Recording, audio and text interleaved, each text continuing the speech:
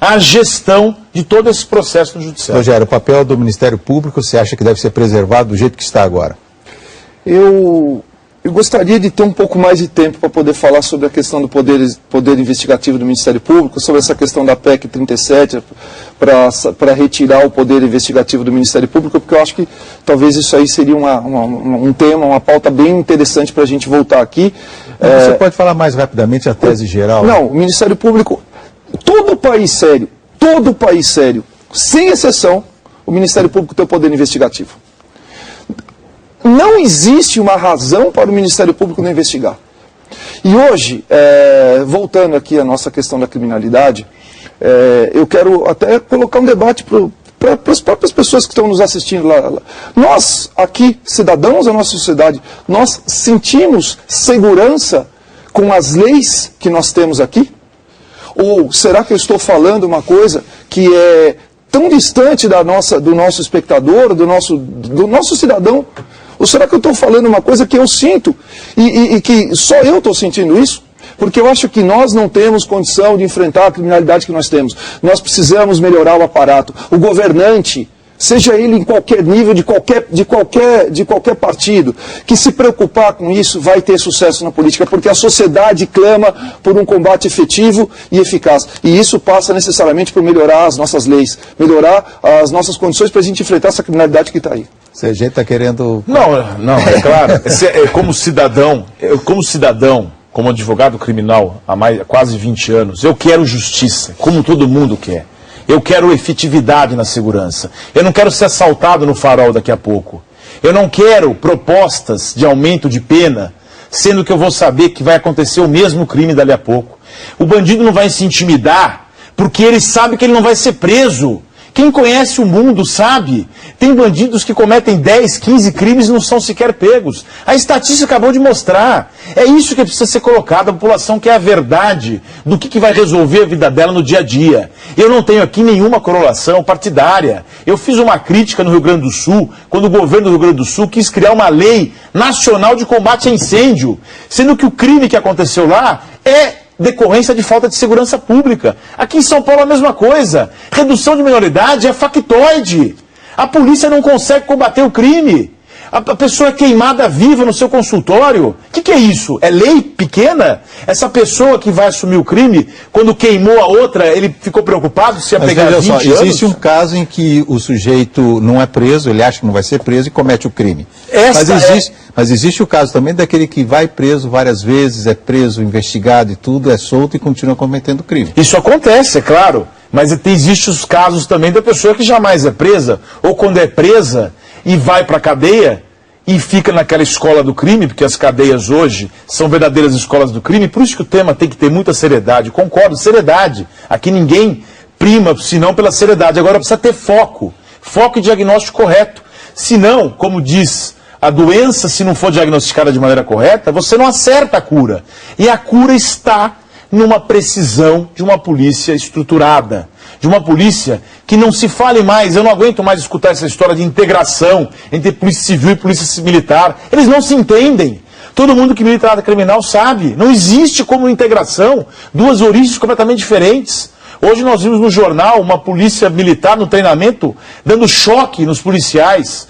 Ficam presos no quartéis porque não fizeram a barba. Policial tem que entender de segurança pública, o nome é público, entender de gente, ter inteligência. Mas como fazer para... Uma estrutura só. Isso já tem projeto de lei aprovado na Câmara dos Deputados. Se os governadores querem apoiar algum projeto, que apoiem esse, porque isso é importante. Os vários países têm várias polícias, né? Não, mas nesse modelo brasileiro eu não conheço. Aliás, não conheço também esta maneira de tratar as polícias. Com tanto descaso, com tanta falta de vontade. Precisa ter dinheiro, precisa ter dinheiro na segurança pública, capacidade de presídios, falta investimento. Isso Qual é a opinião do Rogério sobre a polícia? Eu acho que a polícia, eu não discordo do que ele está falando, a polícia precisa ser melhor tratada, dar uma carreira digna. Acabei de falar na abertura da minha exposição, eu acho que a gente precisa incentivar a polícia. Eu vejo isso lá na faculdade, muita gente gosta da atividade policial, mas às vezes não se encaminha para ela por causa até da estrutura da carreira, às vezes até a remuneração não é convidativa, então, e por outros fatores que não vem ao caso agora discutir. Mas eu não discordo dele, eu acho que podemos até fazer uma conjugação das propostas. Ele melhora a polícia e eu melhoro a lei. Porque as coisas não se chocam. É uma polícia estruturada e uma lei efetiva sendo aplicada vai nos dar uma segurança. Vai nos dar uma certeza de que a pessoa que for cometer um crime... Agora, ele falou que redução da minoridade é factóide. Talvez não seja. Essa pessoa que tocou fogo, essa pessoa eu não disse que a redução da minoridade é um factóide. Eu disse que a proposta do governo de São Paulo então, é um factóide. Eu aceito o debate da redução da minoridade em contextos sociológicos, a gente pode até discutir, mas não como panaceia, como solução do problema.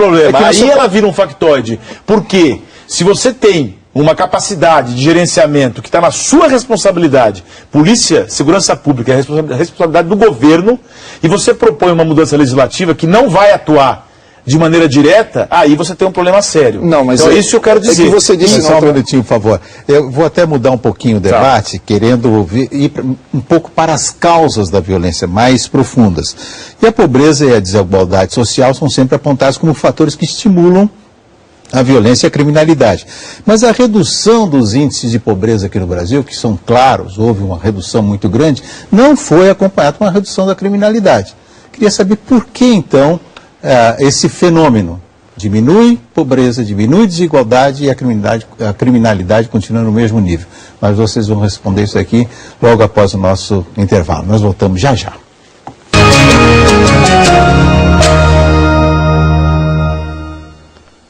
Nós voltamos com Entre Aspas e antes do intervalo eu fiz uma pergunta aqui para os nossos convidados sobre as causas da criminalidade e da violência, e uma delas, as causas mais citadas são pobreza e desigualdade. Mas a gente viu aqui no Brasil que houve uma queda muito grande desses dois fatores, pobreza e desigualdade, e os índices de criminalidade não baixaram. Como explicar esse fenômeno? Sergei. Eu tenho um discurso que eu sempre repito. Nós temos que trocar, de uma maneira muito simples, trocar o pneu com o carro andando. Não dá para ficar só na questão social. Reconheço o gravíssimo problema social brasileiro, que não é de hoje, que só vem sendo agravado justamente por esta parte do Estado que falha muito, executivo e legislativo, por conta das ineficácias das políticas públicas. Porque a pergunta indica que existe alguma coisa estrutural do Estado. Claro que errada. existe, mas ninguém nunca negou isso, e tem ligação extrema com a questão da violência, tem ligação extrema com a criminalidade, inclusive com os presídios. Aquele discurso antigo do qual eu não concordo, que só pobre que vai para a cadeia, mas nós temos muitas pessoas que passam por problemas sérios sociais. Só na FEBEM, para você ter uma ideia, eu fiz esse estudo, quase 80% dos menores que estão na FEBEM, são 10 mil, e só 1%, é importante que se diga, são acusados de homicídios.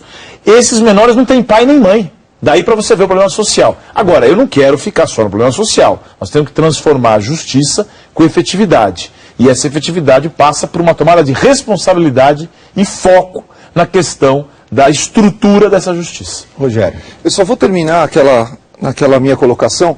Não existe justiça. Não se pode falar em justiça quando a gente chega à realidade de que a pessoa que tocou fogo numa profissional, numa pessoa que sustenta o pai, porque ela só tinha R$30, vai ficar só 3 anos reclusa.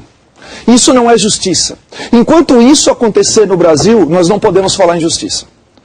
Agora, a criminalidade, obviamente, tem uma conotação econômica, mas não só. Hoje, o assaltante que está aí, que vai entrar na nossa casa, que vai matar os nossos filhos, que vai assaltar, ele não está preocupado só em pegar nossa carteira, em pegar nosso celular.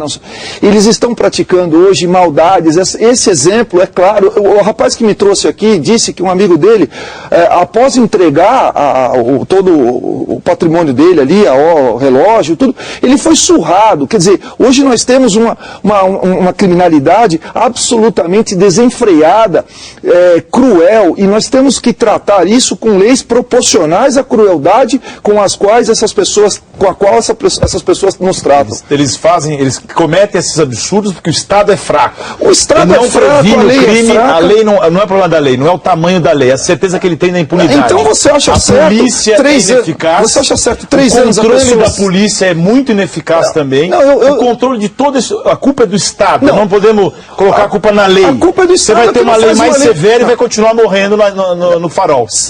Continuar. Você acha a pessoa que tocou fogo? Você acha correta a pessoa que tocou fogo na mulher daqui a 3 anos está na rua? Claro que não acho correto a pessoa tocar fogo. Então pronto. Agora o problema... Mas ela tocou fogo por causa da lei? Não, ela não tocou. A pergunta ela tocou fogo por causa da lei? A pergunta é diferente. Eu vou responder. Ela tocou fogo por causa da lei? Claro que não. A pergunta é... Ela tocou fogo porque ela é ruim, ela já cometeu outros crimes e o Estado é ineficiente para prender. Porque voltou para a rua, porque não tem lei. Voltou para a rua. Meus convidados, por favor, o nosso tempo se encerrou. Eu agradeço aqui a Rogério Leão Zagallo e a Sergei Cobra Arbex pela participação no programa. Evidentemente, a gente poderia discutir isso aqui longamente, mas não dá. Nós temos tempo. O tempo é curto. Agradeço também a você que nos acompanhou até aqui.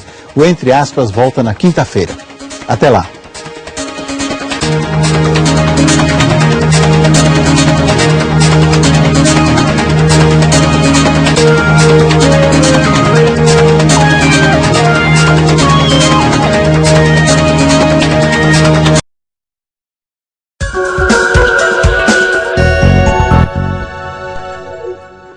Econômico tem o prazer de receber aqui na redação o presidente da OAB São Paulo, Marcos da Costa. Muito obrigada pela presença, presidente. Muito obrigado, um prazer estar aqui.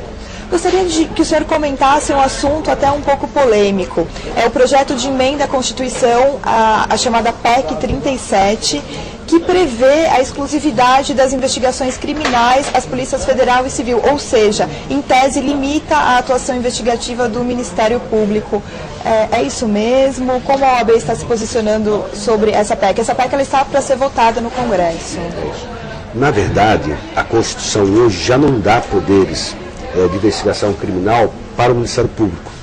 O Ministério Público não tem esses poderes nos termos da Constituição atual. O Ministério Público ele pode ou não investigar? Pela Constituição atual, ele não pode investigar. O Ministério Público passou a desenvolver uma tese, principalmente a partir de uma premissa de quem pode o mais, eu posso acusar, quem pode o mais pode o menos, eu posso investigar para promover a acusação. Por conta dessa tese, ele passa a promover investigações, apesar da Constituição não permitir que ele o faça. Inclusive sobre a legalidade das provas que foram produzidas a partir da investigação do Ministério Público, que podem ser declaradas ilegais e prejudicar, portanto, a própria ação penal. E por isso surge a PEC, para tornar mais claro o que a Constituição já faz hoje, que é a investigação criminal é de competência exclusiva da Polícia Judiciária. Ou seja, com a aprovação dessa PEC, o Ministério Público não poderá mais participar das investigações, como acontece hoje. Isso. Hoje ele já não pode, mas o faz. O que a PEC pretende fazer é tornar mais claro o texto, exatamente para que o Ministério Público não entenda ter essa atribuição. Essa PEC, ela trata da inclusão de um parágrafo ao artigo 144 da Constituição, que fala justamente isso, que a competência é das polícias federal e civil. Já fala isso hoje. Já fala isso hoje. Então, na verdade, não vai mudar nada essa PEC? O que ela faz é acabar com o debate que o Ministério Público passou a alimentar, dando uma interpretação ao texto constitucional que é muito claro, e que divide as atribuições do Estado. O Estado, na promoção de investigação, é o mesmo Estado, só que para investigar é o Estado vertente policial. Por que é vertente policial? Porque a polícia é neutra. A polícia não acusa, a polícia investiga. É neutra. A vertente acusação, que é o mesmo Estado, ao Ministério Público. E se for um processo ou uma investigação referente a alguma coisa relacionada à própria polícia, e aí que o Ministério Público entra, como ficaria isso, então, com a aprovação da PEC? Primeiro, me parece que não é isso que acontece com o Ministério Público hoje, que nós vemos as investigações do Ministério Público focadas, escolhidas a dedo, em outras áreas, principalmente aquelas que dão mais espaço em mídia. Não é para política. É o que ele faz hoje. Não é para investigar a atividade policial. Segundo, a polícia, o controle externo da polícia hoje, pela atual Constituição, é atribuição do Ministério Público. Quem controla a atividade policial é o Ministério Público. Ou seja, se tiver alguma investigação referente à polícia, o Ministério Público pode continuar... Hoje, pela atividade, pelo controle externo que eles exercem sobre a polícia. Agora, com a aprovação da PEC, isso também vai continuar. Isso o Ministério Público continua... É importante. O Ministério Público é um órgão importantíssimo, fundamental para a Justiça. A Justiça é construída num tripé que é o Poder Judiciário julgando, o Ministério Público acusando, a advocacia promovendo a defesa. É preciso valorizar o Ministério Público e valorizar as suas atribuições institucionais. O senhor explicou, parece uma coisa bem simples, essa PEC ela não vai mudar muito mais do que o que já acontece hoje. Ela só acaba com o debate. Ela só acaba com o debate. Mas por que existe tanta comoção pública em relação a ela? Ela é chamada inclusive de PEC da impunidade. Por que esse movimento? Porque essa PEC está sendo apresentada de forma equivocada pelo próprio Ministério Público. Não é PEC da impunidade, é PEC da legalidade. O Ministério Público passa, mesmo sabendo que o texto constitucional é muito claro, no sentido de que a competência é da Polícia Judiciária, o Ministério Público passa a promover investigações. Essas investigações são levadas, o resultado delas são levadas a um processo, a uma ação penal. Nessa ação penal se discute essa questão. Por que tem provas que foram produzidas pelo Ministério Público investigando se o Ministério Público não tem o poder de investigação? Isso contamina a prova. Ou seja, o que está acontecendo hoje é inconstitucional. Exatamente. Muito obrigada pela entrevista. O Brasil Econômico Entrevista fica por aqui. Voltaremos em breve com mais uma conversa exclusiva. Até lá. Estamos aqui com o Dr. Ives e vamos de novo nesse tema até finalizarmos sobre a PEC 37/2011. Dr. Ives, na nossa comunidade, as pessoas que nos seguem estão totalmente assim preocupadas, porque eu tinha uma opinião inicialmente, eu era contra a PEC. Após um parecer do senhor, eu mudei meu parecer também. Fui estudar o assunto e criou-se uma confusão geral. Hoje a nossa preocupação está sendo o seguinte, o que eu estou vendo de todas as pessoas que nos curtem, que nos acompanham, é que quem é a favor da PEC está sendo titulado como a favor da impunidade também. É verdade isso? É verdade. Veja, por exemplo, um dos órgãos de maior respeitabilidade hoje no Brasil não é a Polícia Federal. Quando há em pesquisas de opinião pública, a Polícia Federal aparece como aquela que tem combatido. Como é que nós conseguimos descobrir algumas operações aí, se não é através da Polícia Federal? A Polícia Federal não é Ministério Público. A Polícia Federal é presidida por delegados. O que vale dizer, a impunidade, ao contrário, nós tínhamos antes. Agora, o que nós estamos vendo é a Polícia Federal atenta, preocupada. E o que faz a Polícia Federal? Quando percebe alguma coisa, pede autorização ao juiz. O delegado, quando quer quebrar um sigilo, quer ter uma escuta telefônica, como ele é uma autoridade vinculada ao juiz, é polícia judiciária, ele vai ao juiz e pede autorização. Então eu teria que admitir, se a impunidade é da polícia, a impunidade é do Poder Judiciário também. O Ministério Público é parte. Eu não desconheço a relevância